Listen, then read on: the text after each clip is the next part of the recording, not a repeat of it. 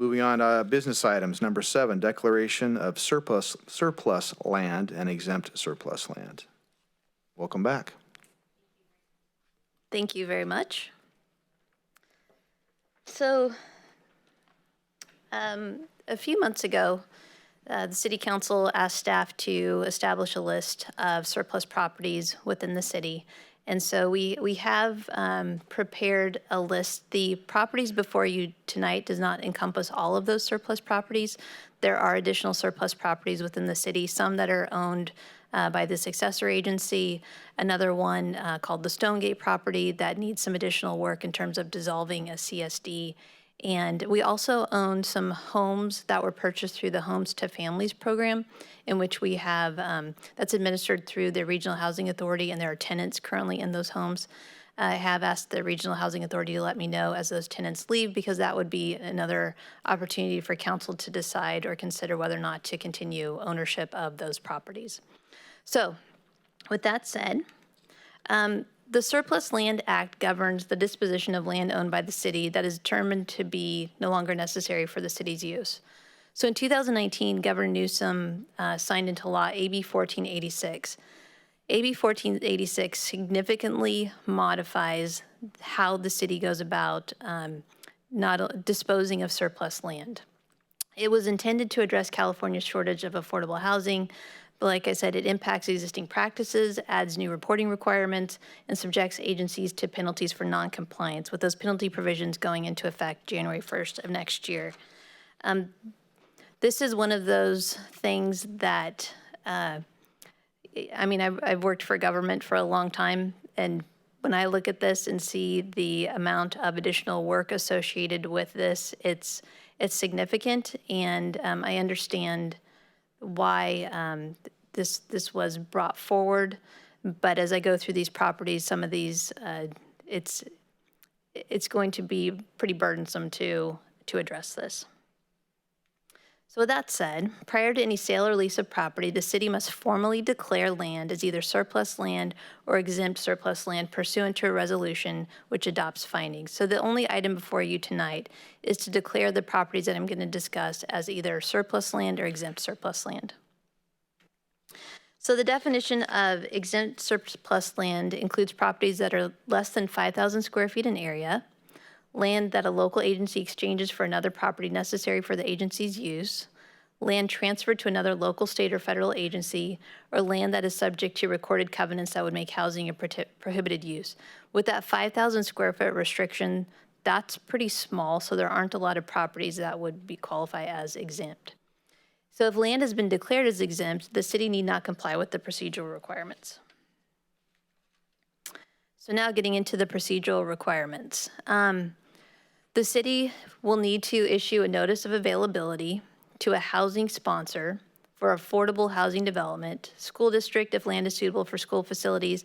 If we had a separate Parks and Rec district, we would need to issue it to them as well, and the State Resources Agency. Any responding entity must notify the city of its interest in purchasing or leasing the land within 60 days following the receipt of the notice of availability. If price and terms cannot be agreed upon between the city and responding entity within 90 days, the city may then go forward to sell or lease the surplus land to a third party. The city will still have to provide HCD a description of the notice of availability sent and negotiations conducted with any responding entity. So we're taking these surplus properties. We will issue a notice of availability to these housing sponsors and these other agencies. I went on HCD's website, and currently there are 3 registered housing sponsors statewide. And then there's about 170 developers that are registered that have requested NOAs statewide. And then there's 1 developer out of Chico that's specifically listed for Sutter County for receipt of notices of availability. So again, the NOAs would go out, they'd have 60 days to respond. If somebody does respond that they're interested, there's then 90 days to try to negotiate a contract. If at the end of that 90 days we can't come to terms, then the city could go to a third party to negotiate a contract. So again, if no housing sponsors respond to the NOA, or if negotiations terminate and the land is later sold or leased to a market rate developer who builds more than 10 residential units, 15% must be sold or rented at an affordable cost or rent to lower-income individuals. As you'll see from the surplus properties that I'm going to be discussing tonight, I don't think any of them would meet that 10-unit threshold, so I do not believe that they would be subject to this. But this is something to keep in mind because it would be a requirement if we were to have such a large piece of property. Number 5, HCD must review the process description and submit written findings within 30 days as to whether any process violations have occurred. So if HCD does not respond within 30-day time period, the city would not be subject to any penalties. But if it were to determine that we had violated the procedure, then we could receive penalties between 30 and 50% of the final sale price of the property. So here's HCD's website, and I just want to point out, so they have a map of notices received as of August 7th, 2020. And then here they have, if you're a developer interested in purchasing or leasing surplus local land for affordable housing development, you can submit your interest here. And then they also have view lists of developers here. So this is where I went to see all of the developers that have expressed interest, not only statewide, but within Sutter County. So to get into the properties, here's the list of all of the properties that staff is requesting that council deem as exempt surplus land. You can see they're all extremely small in area. And what these are former well sites, either through the Hillcrest Water Company, former groundwater wells, or as part of this former fire wells. And we don't utilize a lot of these wells for fire service anymore because of the amount of damage that they do to the equipment if we try to draw water out of these wells. In regard to those parcels that exceed that 5,000 square foot threshold, we have these parcels as well. Many of these, and I'll go into a little bit more detail related to each one, many of these are also well sites. However, we do have a former Fire Station 4, and then we also have a former storm detention basin up on Clark Avenue. So the next few slides are going to go into a little bit more detail about each property. So number 4, up here on Quail Point Drive at Hooper, this is a former well site. Number 5 here on Butte House Road, this is one of the would be exempt locations, also a former well site. Number 7 on Williamsburg Drive, this would be considered surplus land, former well site. Number 8 at the corner of Royal Ranchero and Jefferson, former well site. And then here at 3059 Jefferson, another former well site. So green would depict what would be considered surplus land, and then yellow is the exempt land. Up here, this is Clark Avenue, and you have Northridge. This would be Providence Court. And so parcel 2 is a former city detention basin. And then parcel 1 is a recent parcel that the city acquired to be able to merge with parcel 2 to be able to access the city-owned parcel, because we were landlocked based upon that small strip of land. Parcel 3 is a tiny well site over on Blevin Road, just north of Jamie. And then parcel 6 over on Darrow Drive is a former well site. Parcel 10, it's designated as Highway 99. Technically, it's on West Onstop Frontage Road. This is just a tiny sliver piece that's a road that really serves no purpose to the city at this point in time. Parcel 14 is a former well site on Oliver Drive. Parcel 15 is the former Fire Station 4 site. Parcel 16 is a small sliver of land that was adjoined to the former Fire Station 4 site. And then parcel 17 was a former residential site that we purchased when we were considering expanding the Fire Station 4 property. Parcel 18 is a former well site on Dean Drive. Parcel 19 is a former well site on Joseph Street. And then parcel 20, another well site on Cresswell Drive. And then parcel 22, down here on Railroad, again, a well site. And then parcel 11 on George Washington, well site, 12 well site, 13 well site, and then 21 well site. So for the exempt surplus land, you can see these are very tiny parcels. Staff's recommendation would be to consider deeding the lands to the adjacent property owners. There's not value, the city continues to be responsible for the maintenance of those properties. We're currently coordinating to disconnect PG&E to these wells so that we're no longer paying the PG&E costs associated with that. But staff would recommend to deed the lands to the adjacent property owners. So what happens if the adjacent property owners say, we're not interested, we don't want this? Then we would evaluate to basically hardscape it so that there's no maintenance associated with it and get rid of the well so we don't have that issue, that liability anymore. And then there's one small parcel again on Walton Avenue that technically it's exempt based upon the size, but because it's located between the former Fire Station 4 and that residential property, to go ahead and merge that with those other two surplus lands so that there's a larger parcel for somebody to be able to develop. In regards to the surplus land, staff would recommend to select a real estate broker to assist staff to manage the offering, negotiating, potentially selling the surplus land. Again, the items before you tonight are just to declare them as surplus. We would then issue a notice of availability and solicit proposals from housing sponsors and other interested parties for the purchase lease of the land. And big recommendation, offer the properties as is. There are some properties on the surplus land side, they're questionable as to whether or not they could be developed as single-family dwellings. They're in areas where sewer is not available. We can't make a guarantee if you could even construct a septic system on the properties. And so my concern is that we could get individuals buying these properties thinking that they can build a home, and then they find out that no, they can't build a home because of the restrictions in terms of the location of the septic and the buildable area. So we would want to sell these as is, and so we're not putting a lot of money into investigating whether or not they are developable. Any proposals received will be negotiated and later brought to the City Council for approval. If no proposals are received following the notice of availability process, then proposals would be acquired from third parties to bring forward to Council. With all of that said, timeline.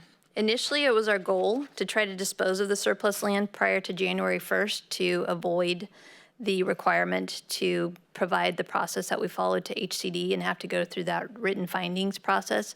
Based upon the timeline that's required, the 60 days, let's say you don't get somebody that's interested. We issue the notice of availability.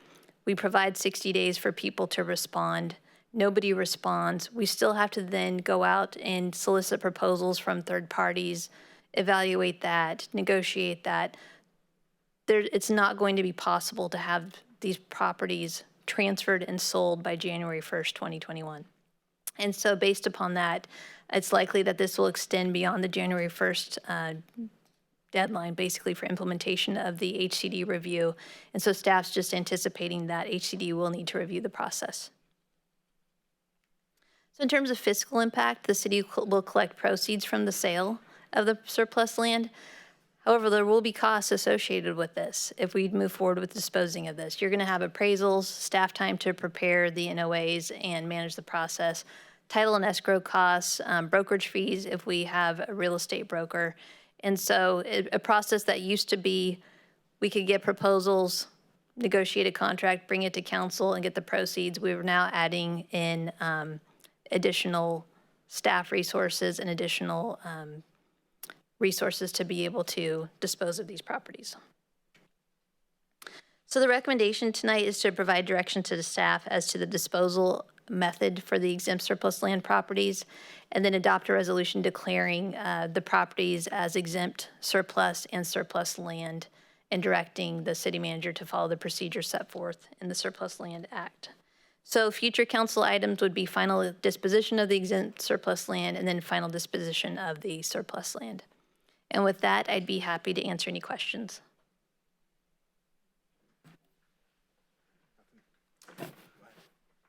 No questions from me.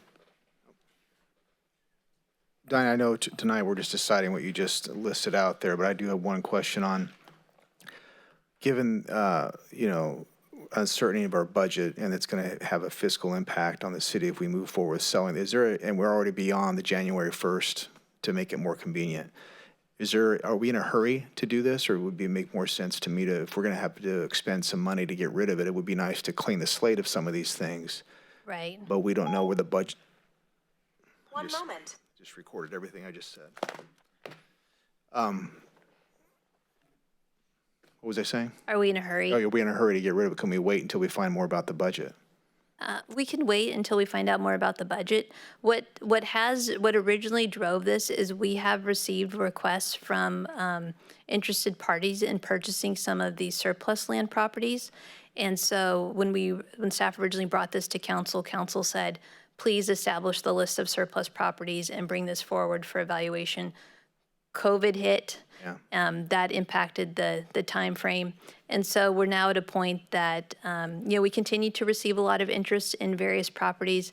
And so, we're not in a hurry, but recognizing that when we do start, there will be resources associated with it. And there is the potential to get proceeds from this where we can make money off of these properties, but it will be intensive in terms of time. Okay, thank you.